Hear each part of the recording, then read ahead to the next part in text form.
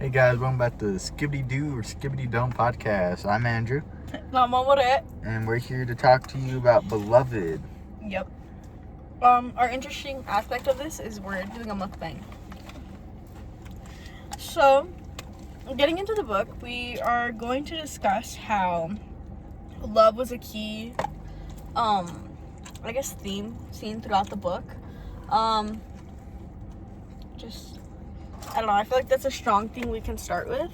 Do you want to start with anything specifically? Oh, I'm so sorry.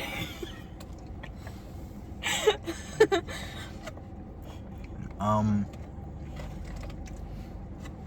feel like love was a key theme, not the key theme. Of course, they wanted to talk about slavery and how they kept on bringing it up with every character and how bad it was. But I feel like love was interpreted in a weird way in this book. It wasn't like love, like it was more forced love, or like love kind of on the line of love and lust, like in the page for that chapter. I think it was chapter 12, page. I think it was chapter 11. Page 11. Let's see. Chapter 11. Chapter 11, page 138. 138. It was the rapey scene between, where was it? Denver? No. Beloved and Paul D. I felt like it wasn't really love they had, and it was less. I felt like Beloved represented all the things they wanted, all the greed they wanted in life. I feel like that was a big thing in that. How do you feel about that? And kind of like on that idea of Beloved was like representing that idea of like lust and greed. She also represented someone like that each character deeply wanted. Like, I remember that was something I saw through AI, unfortunately, but it was like, or no, it was through Spark Notes, and like, it's such a key point that I feel like isn't talked about a whole lot. Like, Beloved represented a sister to Denver, a daughter for Setha, a lover for Paul D. Like, I feel if it weren't for like all the Spark Notes put out there, I feel like I would have never caught that. But it's such a fine detail that really makes sense, because we all know Denver was really in need of a sister. Like, Denver had been by herself for a while, like 18 years, I think. No one came by the house. She was always alone with her mother, and I feel like that was really entrapment, and especially in that haunted house. They always brought up in the first chapter. And that idea of like a daughter for Setha also. Setha loved Beloved. Like, she had mentioned, I don't know in what chapter, but how if it weren't for Howard Bugler and Denver, she would have left with Beloved. Like, Beloved was kind of one of the main characters that like had all of Setha's love.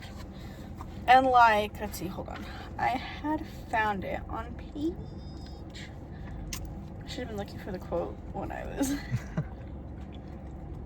Yeah, but like building on that, I feel like love in the thing is still like, you know how they go over milk and stuff over it? I feel like that's kind of a representation of love for them. Yeah. That quote I was trying to find was like, my love is too thick, and it kind of goes into Setha talking about how like, in order for Beloved to even have a nice pretty headstone, she had to sleep with the engraver for 10 minutes. Yeah. It's like that idea of love, it didn't seem like you said, it wasn't necessarily like love of like, oh, I love you, I adore you. It was more of like lust love. Kind of like lust, or like she kind of felt she had to in some aspects. And I don't know. Love? Yeah. Like, she loved Beloved to a very big extent. She did, because she didn't want her to be enslaved or ever go through that. That's why she killed her at birth. And I don't know. We both take a butt. I'm so sorry. It's good food. But also, in that section. I feel like memory is a really big thing in the book, and it kind of it shapes the future and kind of the present when you think about it. Yeah, it really does. Because in the book, even in the first chapter, Setha was talking about her milk that happened so long ago. And like, no matter how long it's been, she still brought it up. Not trying to forget it. There's something she never wanted to forget. She didn't want to forget what happened to her in general from all that. And it's like the idea of remembrance and like memories always coming up. It's like this book itself has such a, not a set plot on, okay, we start here, we move forward, we don't look back. It's a lot of like circling back to the past.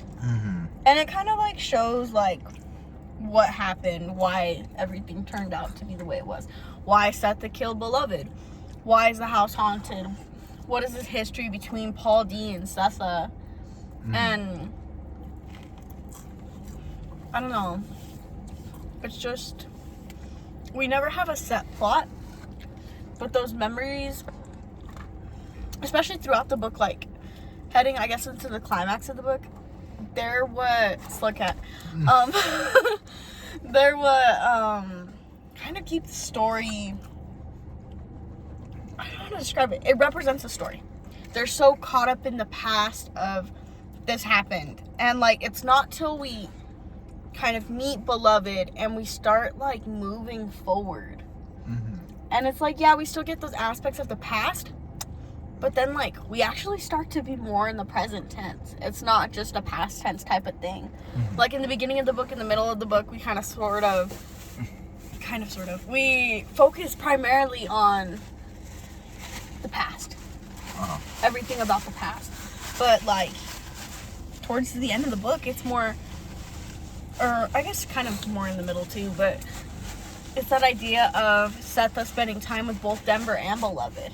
And sometimes Paul D too, like, but it's that idea of like, now we're moving forward.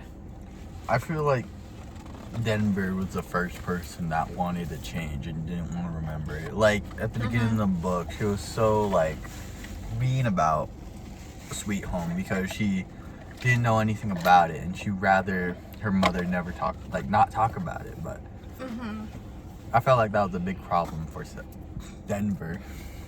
But I feel like we can't move on unless we address the past.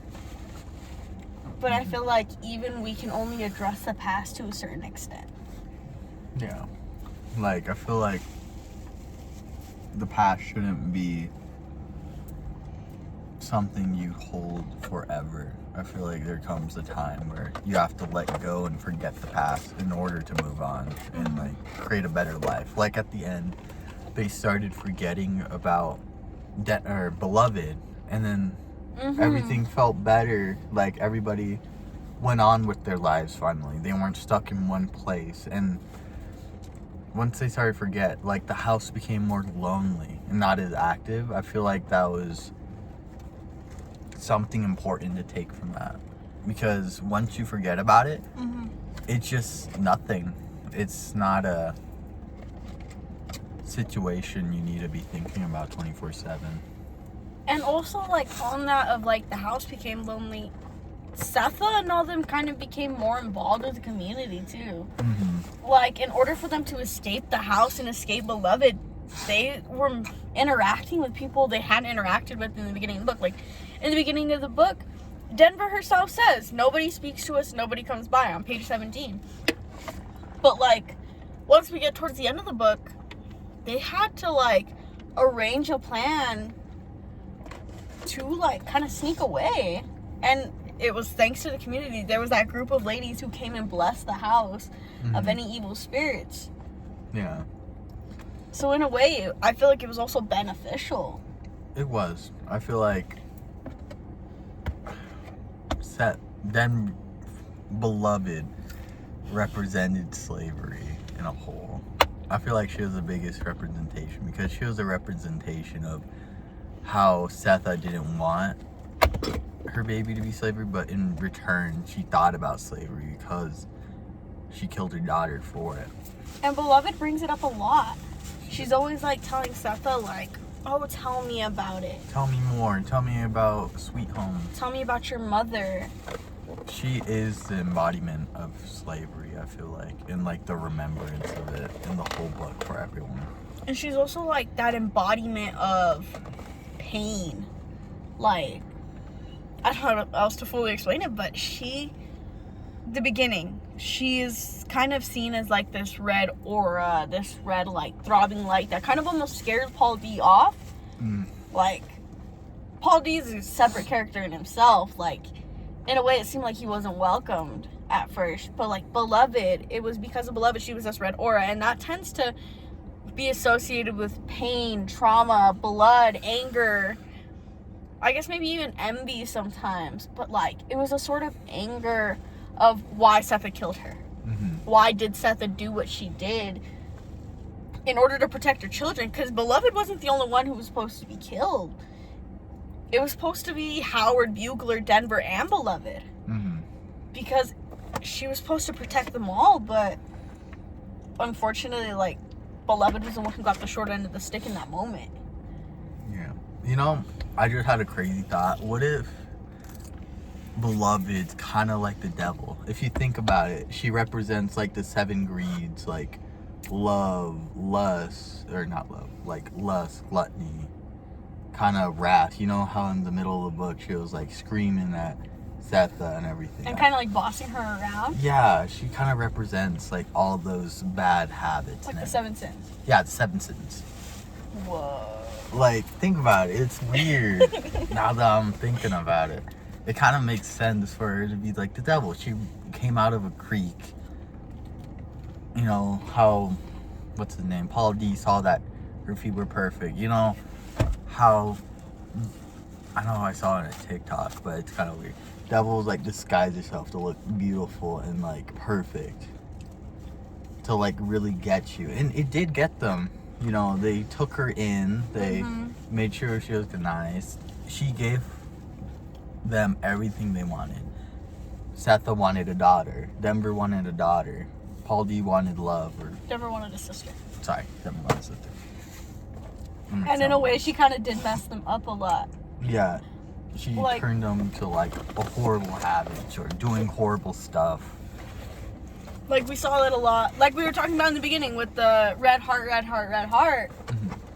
That was lust. It was. On Paul D's behalf. Like, and it really opened something up for him to, like, finally let go of his past. So, like, it was that idea of, like, love wasn't it was something that was kind of, it held them back. It was a destructive force. But it, like, also opened the opportunity of, like, he made the mistake and then he just, like, moved forward. He didn't want to do it. He told her to leave. And then he gave into it. And that was, like, him giving up and, like, giving his soul, basically. I don't know. I see what you're saying, though. Yeah. That's, like, no. That actually is really cool. Sorry, let me swallow. Sorry. No, but that actually makes a lot more sense, too. Like, she represented so much through the book. Like, Beloved herself was such a character.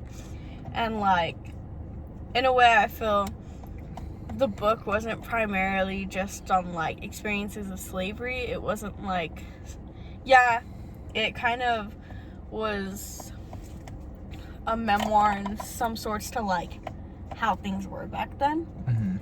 But it's more of, like, the memories that are passed on and are, like, told. Because eventually everyone, like, by the end of the book, everyone's acting like they forgot. And I feel like that's such a big deal. You don't just forget everything that happened. Yeah, but you move on.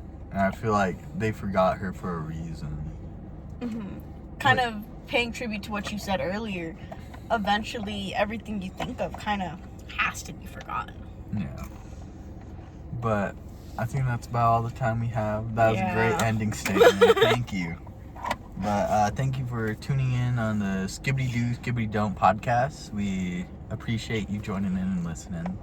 Thank you guys, and Bye. good evening. Bye.